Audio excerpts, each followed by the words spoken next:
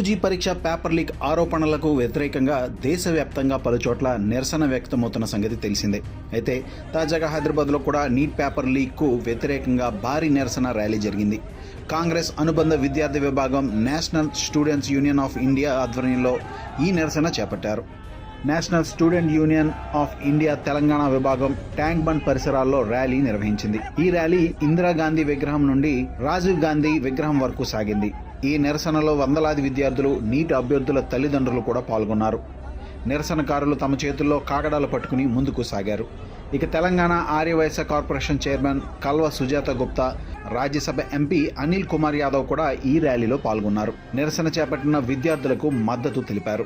Paper leak ఆరోపణలపై పారదర్శక విచారణ జరపాలని, బాధ్యులపై కఠిన చర్యలు తీసుకోవాలని ఈ సందర్భంగా నిరసనకారులు డిమాండ్ చేశారు. నీట్ పేపర్ లీక్కు సంబంధించి కేంద్రంలోని బీజేపీ సర్కార్పై ఎన్ఎస్యుఐ తీవ్ర విమర్శలు గుప్పించారు. పరీక్షల నిర్వహణలో పదే పదే అవకతవకలు చోటు చేసుకుంటున్నప్పటికీ వాటిని నివారించడంలో కేంద్ర ప్రభుత్వం విఫలమైందని ఆరోపించింది. తద్వారా దేశ ప్రజలను మోసం చేస్తుందని విమర్శించారు. కేంద్ర విద్యాశాఖ మంత్రి ధర్మేంద్ర ప్రధాన్ రాజీనామా చేయాలని డిమాండ్ చేసింది.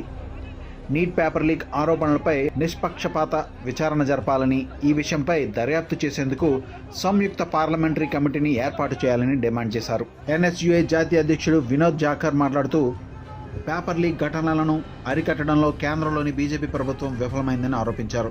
విద్యార్థుల్లో వెల్లువెత్తిన ఆగ్రహం కేంద్ర ప్రభుత్వంపై ఉన్న అసంతృప్తిని ప్రతిబింబిస్తోందని అన్నారు. వారు పేపర్ లీక్ను ఆపలేకపోతున్నారు. ప్రభుత్వం దేశ ప్రజలను మోసం చేస్తోంది. ఈరోజు యువత వీధుల్లోకి వచ్చిన తీరు చూస్తే బీజేపీ ప్రభుత్వంపై యువత సంతృప్తిగా లేరని యావత్ దేశానికి అర్థమైంది. ఈరోజు ఎన్ఎస్యుఐ దేశవ్యాప్తంగా నిరసన తెలుపుతోంది. ఈ పేపర్ లీక్కు నైతిక బాధ్యత తీసుకుని కేంద్ర విద్యాశాఖ మంత్రి రాజీనామా చేయాలనేదే మా డిమాండ్. ప్రభుత్వం నిష్పక్షపాత విచారణ జరపాలని కూడా మేము డిమాండ్ చేస్తున్నాం. ఈ విషయంపై విచారణ జరిపేందుకు సంయుక్త పార్లమెంటరీ కమిటీని ఏర్పాటు చేయాలని विनोद जाकर डिमांड చేశారు. छात्र छात्राएं जो हैं आत्महत्याएं कर रहे हैं, इनसे पेपर लीक नहीं रोका जा रहा है. मैं कहता हूं ये डबल इंजन की सरकार, ये देश के अंदर मूर्ख बनाने वाली सरकारें हैं. आज जिस तरीके से नौजवान सड़कों पे है, ये पूरे देश को समझ में आ गया है कि नौजवान जो है भाजपा की सरकार से संतुष्ट नहीं है. नीट का पेपर लीक होना और छात्र छात्राओं के द्वारा सुसाइड करना, आज एनएसयूआई पूरे देश के अंदर आंदोलन कर रही है. हम लोग हैदराबाद पहुंचे, तेलंगाना पहुंचे, हमने यहाँ मसाल मार्च निकाला है पेपर लीक के खिलाफ. हमारी साफ मांग है कि धर्मेंद्र प्रधान जो हैं, इस देश के एजुकेशन मिनिस्टर, वो अपना इस्तीफा दें और इस पेपर लीक की नैतिक जिम्मेदारी लें. इसके साथ साथ हम लोग मांग करते हैं सरकार से कि इसकी निष्पक्ष जांच कराई जाए, ज्वाइंट पार्लियामेंट्री कमेटी बनाई जाए, उसके तहत इसकी जांच हो. और एनटीए जो नेशनल टेस्ट एजेंसी है, वो इस पेपर को कंडक्ट कराने में पूरी तरीके से विफल है, क्योंकि जब से वो बनी है तब से पूरे पेपर जो हैं लीक होते नजर आ रहे हैं. तो हम ये मांग करते हैं कि तुरंत प्रभाव से उसको बंद किया जाए और साथ में कड़ा कानून सरकार लेके आए पेपर लीक के खिलाफ.